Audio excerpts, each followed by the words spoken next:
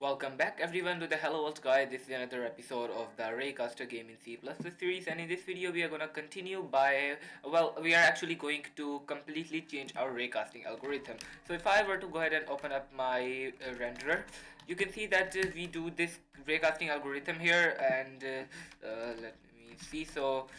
Yeah, you can see that in the cast ray function we go ahead and we have got like our angle, and we calculate this, and we have got this bool hit, and we do this way. We first do it for the horizontal separately and then for the vertical as well, and this works.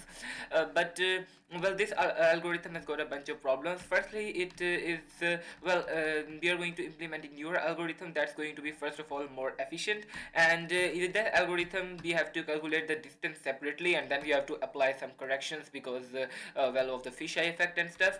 But with the new algorithm we will be able to calculate our perpendicular distance directly, and we won't need to do any fisheye correction or anything. And also the way we are doing this is this new algorithm will make it easier to integrate with more advanced features, so we are going to actually just rewrite the algorithm, and this new one is going to be pretty simple too. So let's go ahead and remove all of this, and let me go up there, and I'm going to remove these unnecessary includes. Let me save that, and we are going to remove this cast ray function as well.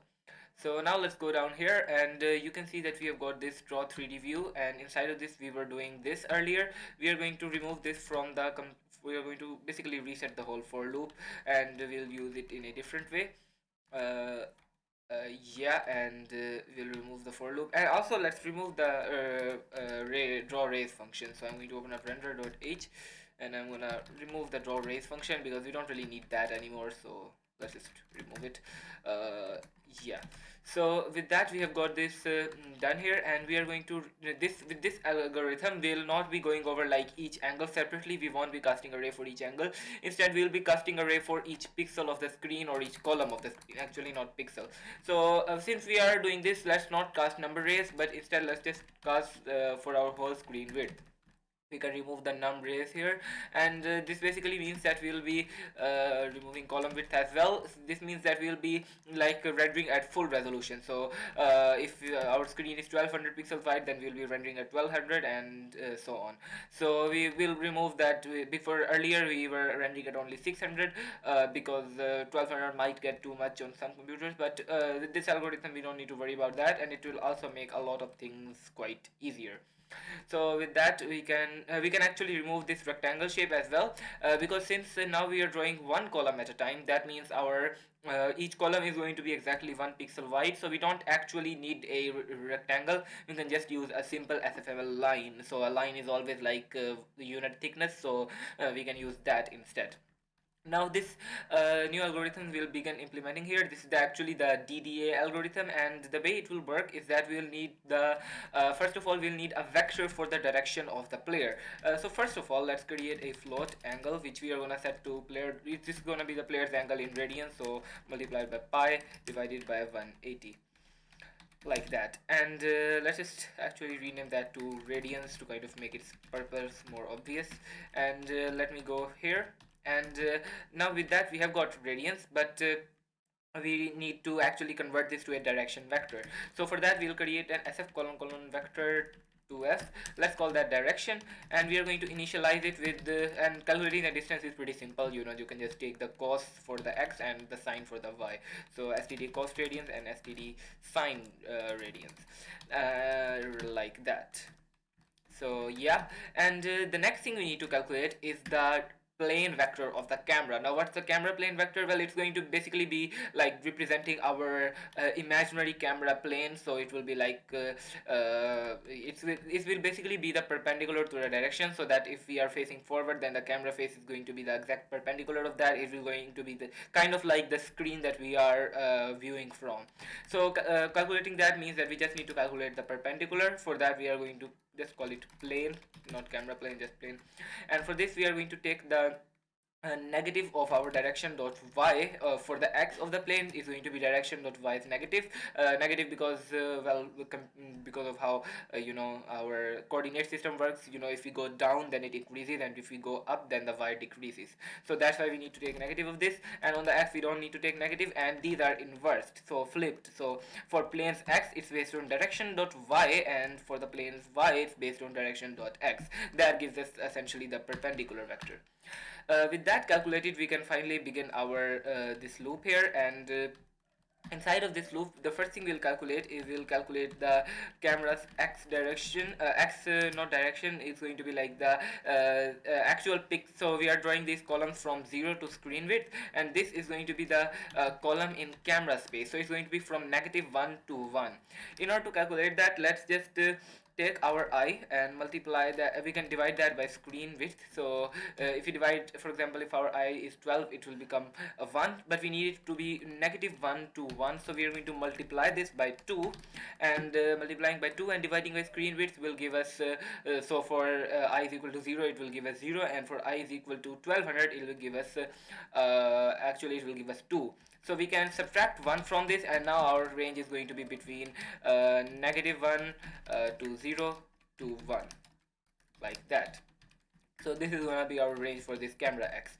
Now with this camera x, we are going to use this to calculate our rays direction. So for the rays direction, we are going to, of course, the ray direction is going to be a vector 2f, and we can calculate the ray direction very simply. We are going to say, first of all, let's calculate our ray position. So for the ray position, it's going to be, with this algorithm, we are going to do everything in map space. So we'll take player.position and divide that by map.getCellSize. So from now on we'll assume that our map is of unit size, because our ray position is actually going to be in map coordinates. So it will be like 0.5 cell. It won't be in world coordinates, it will be in map coordinates. So with that, we are gonna go ahead and calculate the actual direction. So we are gonna call this radius, and this is going to be our player's direction plus the camera plane multiplied by this camera x that we calculated earlier, and this will give us the direction that our ray is supposed to actually not player plane here. This will give us the direction that our ray is supposed to move in. Okay, so the next variable we need to calculate is going to be called delta distance, and it's going to represent the distance from one. So if we are hitting one x side wall or y side wall, then how much we'll need to move to the next x side wall. So this is the basic thing about DDA, that we'll only move the amount that is needed to actually get to the next side of the wall. So for that value is going to be calculated with delta distance, and we can calculate it. You could use a bit of geometry here to calculate it with Pythagoras theorem, but if you simplify that, then you'll find out that you can take the length of the ray direction vector and divide the x and y components by that. But for DDA only the ratio matters. So only the ratio between the x and y matters, so we don't actually really need to care whether the delta distance is an actual, it's actually the correct length or not. It can be any length as long as the ratio or the direction of it is accurate. So for that we can take we can take the absolute value of 1 divided by radius.x. Remember, we are using 1 in place of the actual length of ray direction of the x. We don't care about the length, and for that we are gonna do it similarly, std absolute value, and we are gonna take 1 divided by radius.y. So that will give us our delta distance, and with this the next thing we'll calculate is we'll create a couple of vectors. So first of all, let me create a vector to I. Let's call this map position, and this will represent the actual our position relative to the map, and it's going to be basically the same as ray position. Why? Because when we were doing ray position, we already divided it by getCellSize. So now we just need to truncate the floating point. Remember, we don't need to round this, we actually need to truncate this and get it in integer coordinates. Another thing, we'll calculate the amount or how much we need to move, and we can actually calculate this with a vector to I of integers, this step value. The reason is that the DDA algorithm will always move exactly one step to the left or right, and will never move like multiple steps or half a step or something of that sort. So we can use integers for this.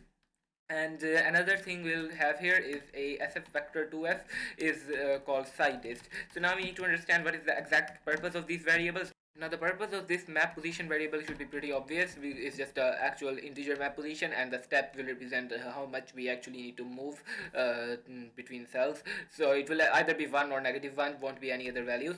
And this side distance represent well, because this the reason we need this variable is because when we actually start the raycasting, our ray might initially not be at a wall. So this delta distance represents the distance from one x side or y side to the next x or y side.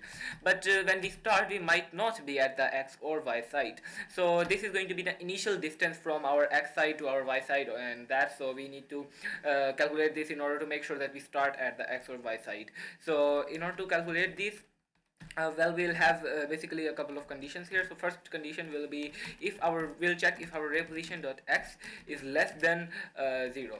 If it is less than 0, depending on whether it's less than 0 or greater than 0, we'll need to do things a bit differently. If it's less than 0, then we'll actually not ray position, ray direction.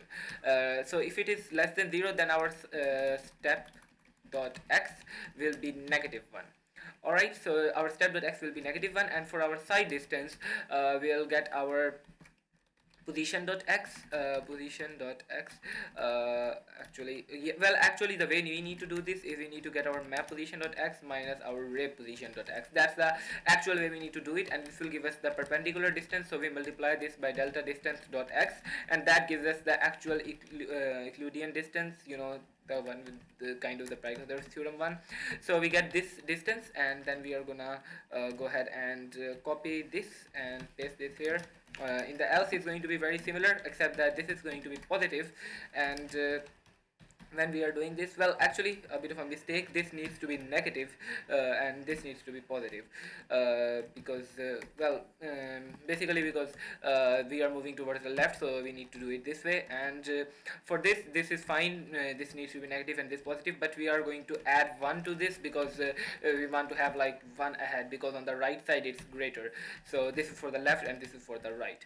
With that, we are going to copy this, and we are going to paste this similarly for the y side, except that all x variables are going to become y. So we are going to check radius.y is less than 0, step.y, side disk.y, and similarly step.y and side disk.y here, and yeah, that's pretty much it. So with these, we have calculated our initial variables quite correctly. And so one more thing, we need to change this to be y as well.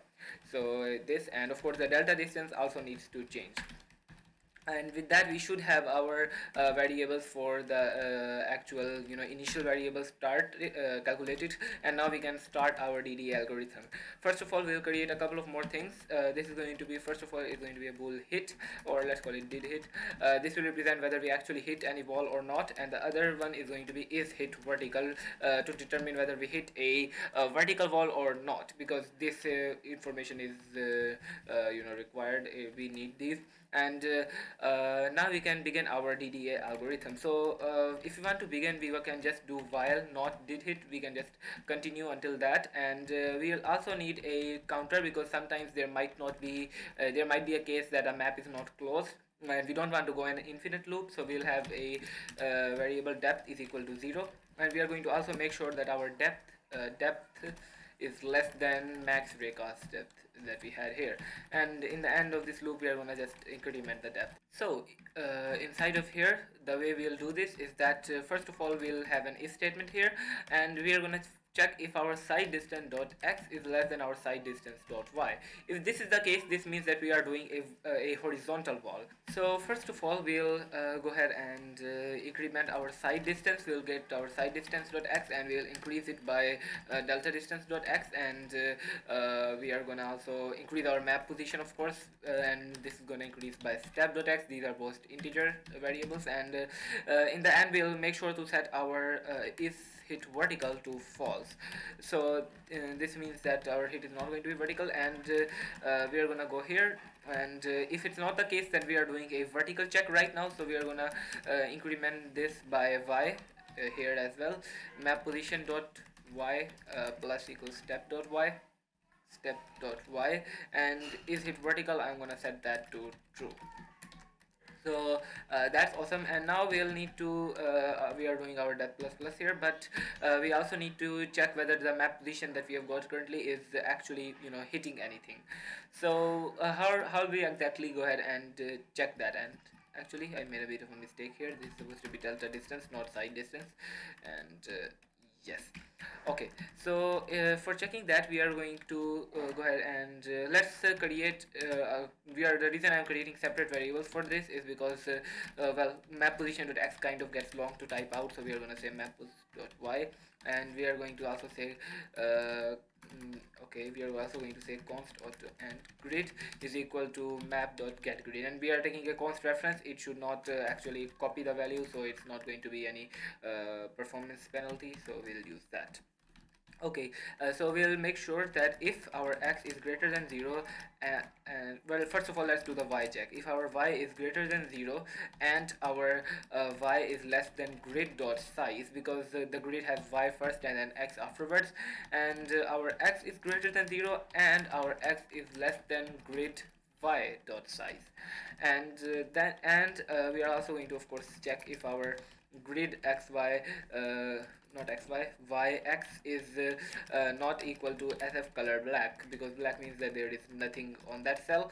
So if it's not equal to that color, then we are going to set our did hit to true, and we don't need to set our is hit vertical separately because it's already going to be set to whichever is correct. So with that, if we are out of this loop, it either means that we hit something or we kind of reached our max raycast depth limit. But anyways, we can say that our DDA algorithm is complete, and we should be able to now get to the actual part of drawing these taking these rays and drawing the actual column. Well, in order to draw that, we need to get our wall's distance, and we are going to actually directly get the perpendicular wall distance so that we don't have to perform any fisheye correction. And for calculating this, well, if you remember when we were dealing with our delta distance, we did not, we used 1 here, which means it's not actually of unit length, it's already scaled by a factor of, our ray directions length. So we can, that means that we just need to take our step distance dot x and subtract from this our delta distance dot x, and that will give us our correct perpendicular distance. That's very easy. Of course, this is only true if our hit was horizontal, so we are going to check if our hit is vertical. If it's vertical, we'll need to take step distance dot y minus delta distance dot y. If it's horizontal, so we can use the other one. Actually, not step distance, I kind of made a mistake here, side distance. So let's go ahead and fix that, and yeah, this will give us our perpendicular wall distance. And since this is perpendicular distance, we won't have to perform any fisheye correction, and we can calculate our wall height, and that's gonna be pretty simple. We'll just take our we'll take our screen's height and we'll divide that by our perpendicular wall distance, and that will give us our wall height. So now we can actually draw. So as I said before, we are not going to actually draw a rectangle shape. We are going to use SF line here, and for drawing a line we need to get the starting and ending points of the lines, and since our lines are perfectly vertical, we only need to calculate the actual y values. So for that we'll have two vectors. So first of all, let's not vectors, actually just floats. So we'll create a float, let's call it wall start, and let's set that to we're going to take our negative wall height, negative wall height plus our screen height, and we're going to add that, and then we are going to divide this by 2. That will give us our wall start, and for the wall end, we are going to do it similarly. We are going to just say wall height plus screen height, and we are going to say divide that by 2. So this will give us the position we need for actually the starting and ending points of our wall. With these points we can actually draw this, but well, we could actually draw it by just creating a line and drawing it. We have done that before, but a better way to do it will be to actually use buffered rendering. So we'll create a vertex array up here, and let's create a sf colon vertex array here. Let's call it walls, like that, and we are going to initialize it with sf colon lines, which means it's going to be lines and line strip are two different things. Lines means that it will be, each line will be completely disconnected. Each 2 pixels, 2 vertices will make completely different lines. So every we need to have an even number of vertices in here. So what we'll do is we'll just append to our lines. So we'll say lines, not lines, sorry, walls dot append And for this wall we'll need to pass in an sf column column vertex, and for the vertex we'll need to pass in a actual vector position, so we'll pass in a vector 2f. For the x position we can just cast our I to a float, because well, that we are casting like a single ray for every pixel on the screen, so we can just use I as the x value, and we can say wall start for our y value, and we are going to save that. And let's go down here, copy this again and paste it, and for this time we are gonna use wall end here instead of wall start. And after we are done drawing all of the rays, actually done calculating all of the rays, we are going to just say target dot draw, and we are gonna give it our lines, not walls. And yeah, it's as simple as that. So I'm going to go ahead and run make here, and actually you can see there is a bit of a bug happening. The reason is that we kind of did this incorrectly. We need to check if y is equal to greater than or equal to 0, because if it's equal than 0, equal to 0, it's actually a correct index. And now if I do that, you can see that we get a rendered map completely correctly, and of course it's the same map that we created in our image file, and this is now rendering at a higher resolution. You can kind of see that it looks less blocky, and it's rendering using our new DDA algorithm, and it's working correctly, and it's running quite smoothly as well. So yeah guys, this is pretty much it for this video. In this video we improved our algorithm, but of course a lot of stuff is missing. We don't have any textures or shading or anything, so we are going to further refine this algorithm in the next video to add all of those stuff, and then we'll be able to write our actual floor and ceiling drawing code, and with this new algorithm and everything, that's going to be a lot more simple. So I'll see you in the next one. Make sure to like and subscribe and share this video with other people as well, and I'll see you in the next one, and bye.